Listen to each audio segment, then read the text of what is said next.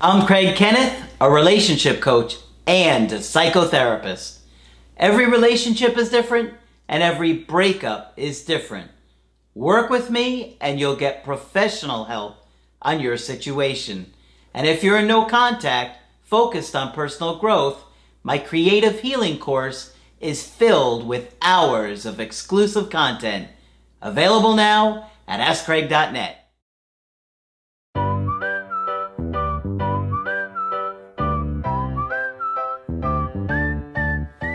Hi there, I'm Coach Craig Kenneth. I'm Coach Margaret. And I'm Coach Victoria.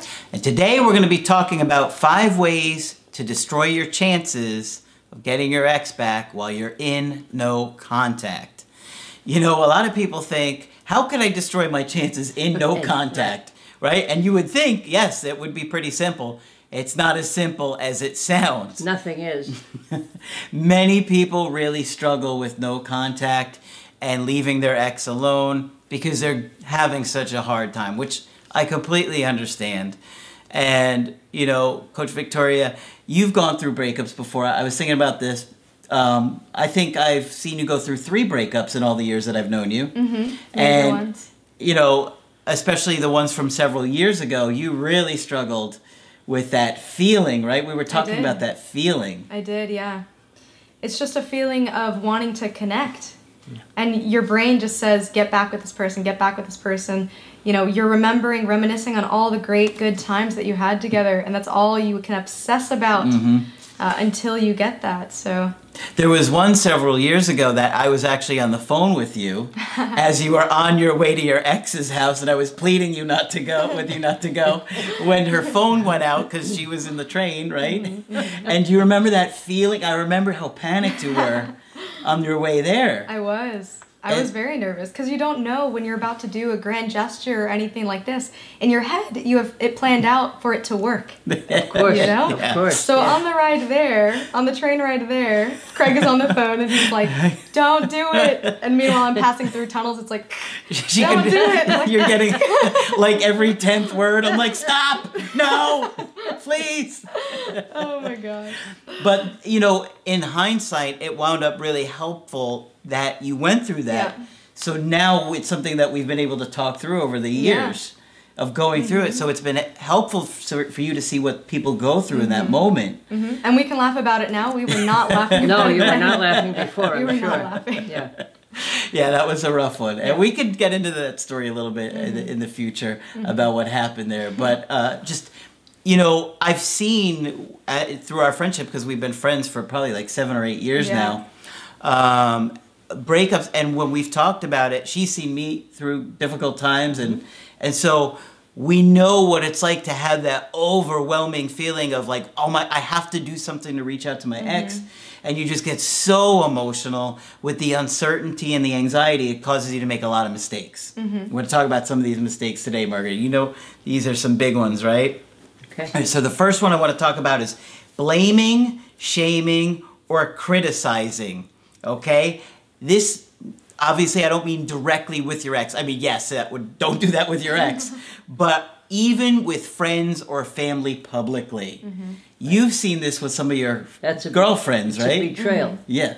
Especially if you have mutual friends, word gets around. Yes. And people will give you their word to your face, but they may also be talking to your ex, you know? You never know. So it's better to be safe and find somebody professional that you can speak with, or somebody that is outside of your social circle. Yep. Yeah, because we get so upset. Oftentimes we'll sit there and tell our friends and family, oh, they did this and they did that. And, you know, you don't think it'll get back to them. But it does. It does, more often than not. And, you know, it's understandable that you're hurt and you're angry at them.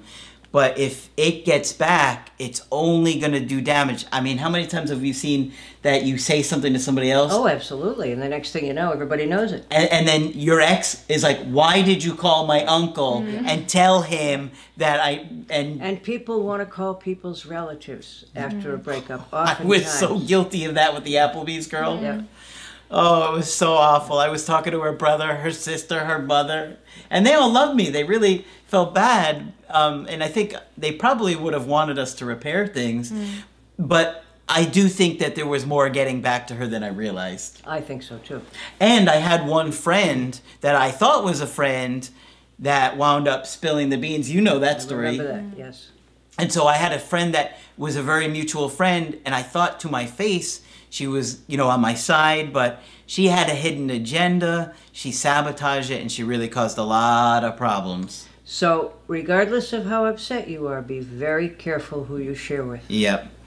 Okay, the next one on the list is retaliation, manipulation, or playing games.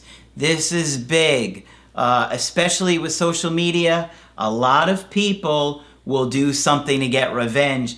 You'd be surprised how many people will send out naked pictures of their ex to other people. They'll post it on websites. They'll post it on Facebook. What a betrayal that is. Oh yeah, I've seen some really big mistakes because people are hurt, but they're trying to humiliate their ex, but that is really going to destroy any possibility of them wanting to come back. It's going to really hurt your chances, right?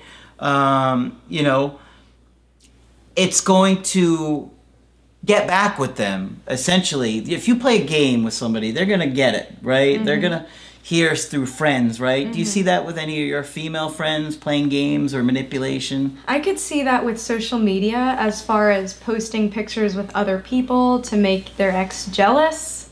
You could also see this with people trying to get with their ex's friends. That's particularly insidious. Yes, it is. Yes, I agree. I've seen that too. I've seen that. But a lot of times, it just makes them so angry at you that they're like, well, I'm never going to date you again because of that. I've seen girls do it to guys, like they'll go after the guy friends, and if the guy reciprocates anyway, that might ruin that friendship as well with him and the other friend. That would get him good, wouldn't it? Yeah, yeah, guys get really upset about that. I could also see how somebody could warn other people about dating their ex. Oh, that's a big one. And spread rumors about them. Don't date Joe. Yeah. And lies. Yep, lies. That's what, you know, so like with the revenge, the retaliation. Yeah, it's a big one. Okay, here's another one. This is important too. Frequent emotional inconsistency and mood instability, right?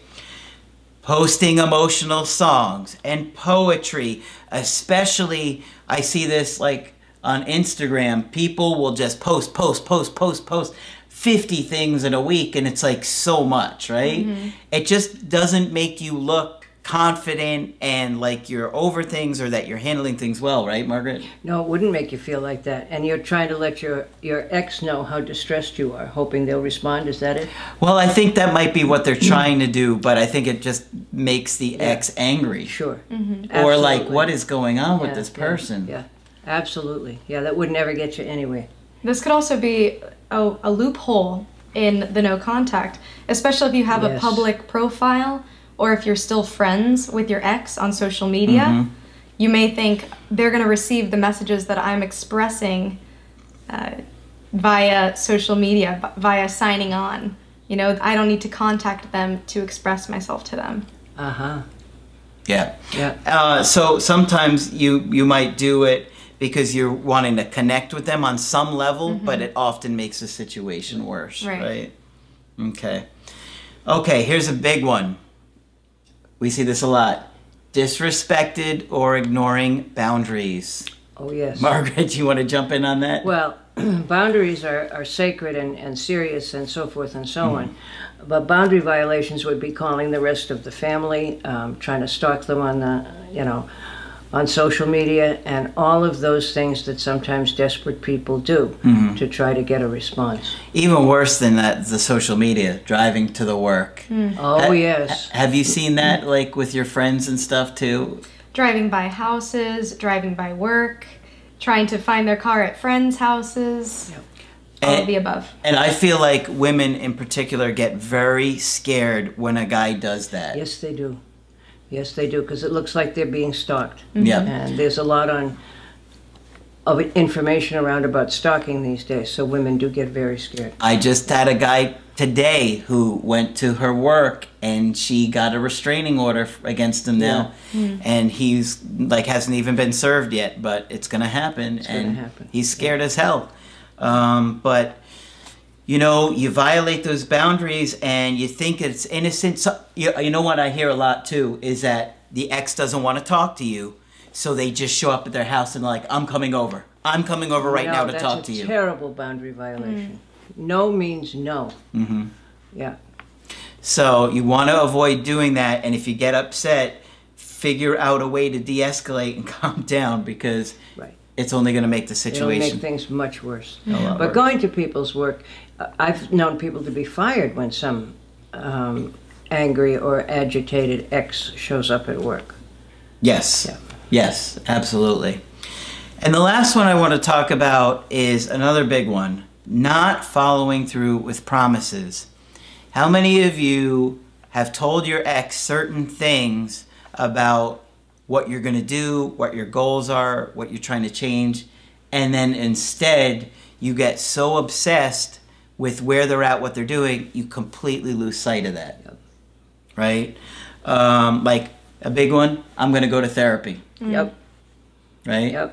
If you have a guy that says, I'm going to go to therapy, and then 4 months later the girlfriend comes back, I mean, Margaret, what do you think? How do you think that's going to hurt the chances if he hasn't? It's not going to help. And I will always say to the guys, you know, promises don't cut it. You have to do it. And nothing's going to impress her as much as if you've actually gone to therapy.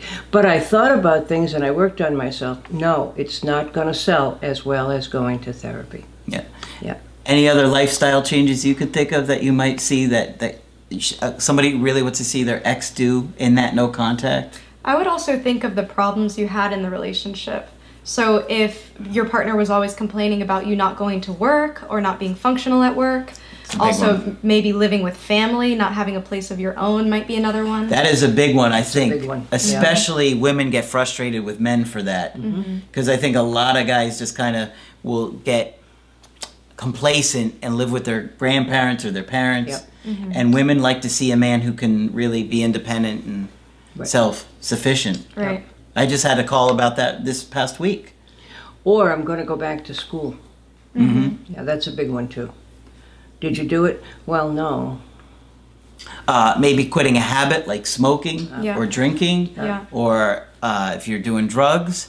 Those are all big ones that your ex wants to see. And so if you don't really make those changes while you're not in contact with them, it's going to come back and haunt you. That's why Margaret and I have been preaching for years. It's all about the personal growth in no contact.